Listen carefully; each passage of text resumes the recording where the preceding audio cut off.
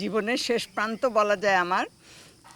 এই সময়ে এসে আমার জন্য যে চরিত্রটা তৈরি করেছে, আমি বলবো এই চরিত্র আমার জন্যে না, আমাদের বাংলাদেশের বাঙালি পরিবার, মধ্যবিত্ত পরিবার এবং এই পরিবারের যে বন্ডিংগুলো এবং পরিবার যে আমাদের ভেঙে যাচ্ছে, সেই সম্পর্কগুলোকে সে নতুন করে আবার যেন একটা নতুন দ্যুতি দিয়ে দর্শকদের সামনে উপস্থাপন করতে যাচ্ছে।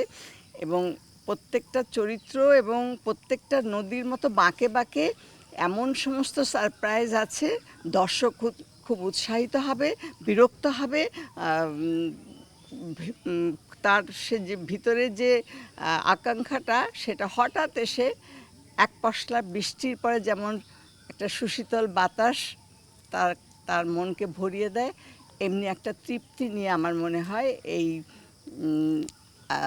নাটকটি দেখবে। এরকম একটি কনফারেন্সে বসছি,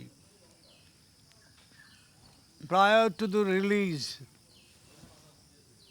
এরকম ঘটনা আমার জীবনে আর ঘটেনি।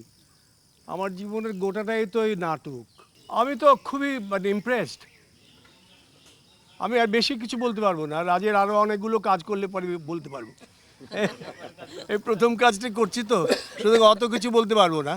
তবে আমার ওকে মনে হয়েছে যে ও একটু ছাড় দেয় না। কথায় আছে ডিরেক্টর আর দ্য ডিক্টেটর, এবং সত্যি একদম। সে একদম শেষ পর্যন্ত সে ছাড় দেয় না এবং করিয়ে ছাড়ে। হ্যাঁ, কোনো অসুবিধা নাই। আমার সাথে হয়তো একটু হাসবে, অন্য বাচ্চাদের সাথে একটু খেপে টেপে যাবে, সেটা হোক, সেটা ভালো, আমারও ভালো লাগে। কিন্তু আমি ফিল করছি, আমার মনে হয় ইজ কোয়াইট ডিফারেন্ট। এবং একটা সময় আসবে, হুমায়ুনের যেটা হয়েছিল, হুমায়ুনের সাথে আমার বয়সের ডিফারেন্স 3 মাস,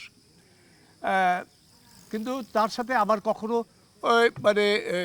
এইসব নিয়ে আলাপ আলোচনা হয়নি।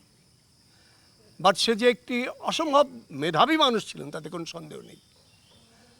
ওর মধ্যে সেই জিনিসগুলো আছে এবং ঠিক সময় মতো এই ফ্যামিলি নাটকটি সে অন এয়ার করছে।